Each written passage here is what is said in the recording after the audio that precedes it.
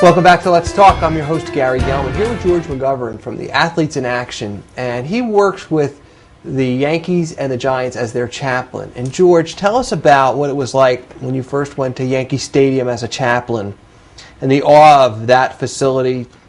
Being a sports guy, what was that like? Well, there was quite a feeling walking into that clubhouse for the first time, knowing that that's where Lou Gehrig and Babe Ruth and Mickey Mantle and some of my heroes when I was in high school, Roger Maris, had played, had lockered, had left that clubhouse to go onto the field to hit 61 home runs in a season, things like that. So there was that sense of awe, but there's also kind of a realistic sense as well. You see these guys getting dressed, and you realize, hey, these guys put their pants on one leg at a time, just like I do. You know, they've got right guard standing in their locker room, like I've got right guard in my medicine cabinet. And so, I mean, these guys are just normal human beings, like I am. Very gifted, very talented, skilled at the highest level in what they do, but in another way, no different from you or me. So it was kind of awe, and yet reality hit me at the same time. Mm-hmm. Where does God fit into their lives when they join Major League Baseball or football? Does it change once they're there?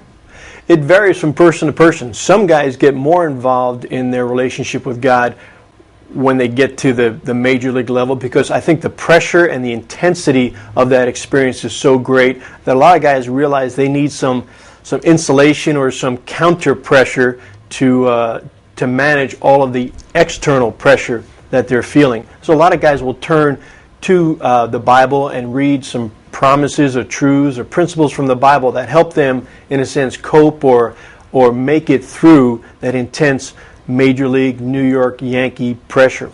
Other guys, when they get to the big leagues, unfortunately, go the other way, and they realize that, hey, I'm at the top, the pinnacle of my profession. I'm in New York City, the pinnacle of the pinnacles. And I'm just going to sow my wild oats and do whatever I want to do. I am the man now in town. Mm-hmm. And so they forget their roots. They forget that their talent, that their bodies are gifts that they've been given by God. They've been given a stewardship, a responsibility to manage their bodies, to manage their talents that they've been given.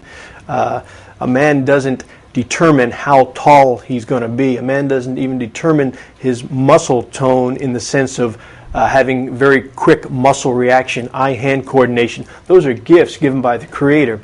But unfortunately, some guys forget that when they get into this limelight of Major League Baseball or the NFL, and they sometimes have to go a while before reality smacks them in the face, and they get hit with an injury, or they're not as quick as they used to be, and they realize, hey, maybe I do need to go back to my roots and understand that I'm the creature, not the creator.